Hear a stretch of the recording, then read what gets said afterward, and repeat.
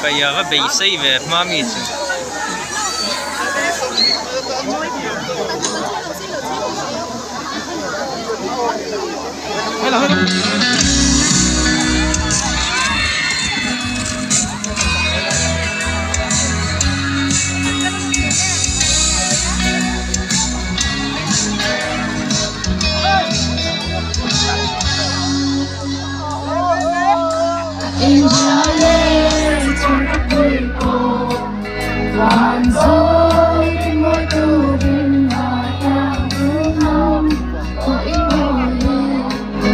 Oh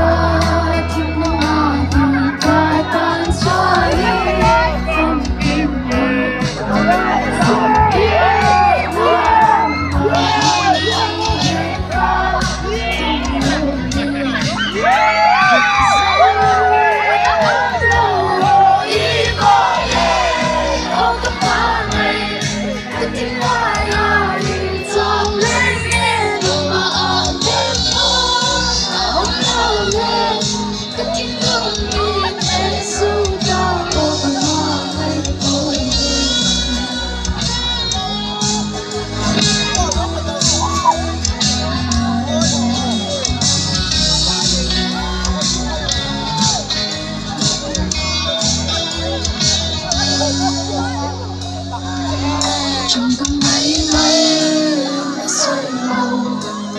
một tầng trắng ít tất khi nằm trôi đắm chân mấy bà dòng chân ta nhìn ta tan xa đi phong hình như dòng kín lỡ vào mà đông ấm lên ta đông ngô nghỉ dấu rẽ nắng lâu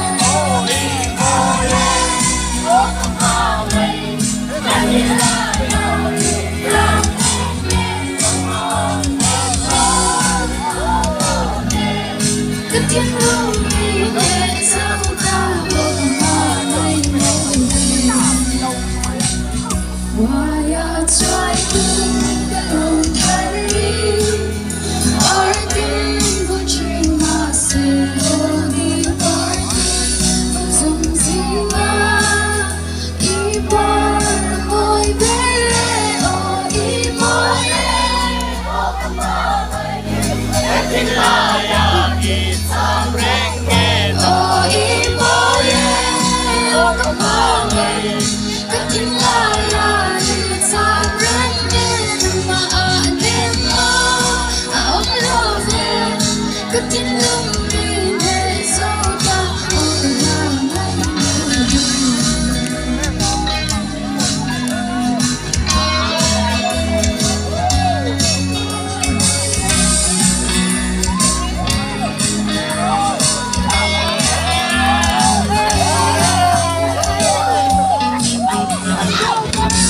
Ồ, tôm nang cả đôi nang đầu sáng rồi.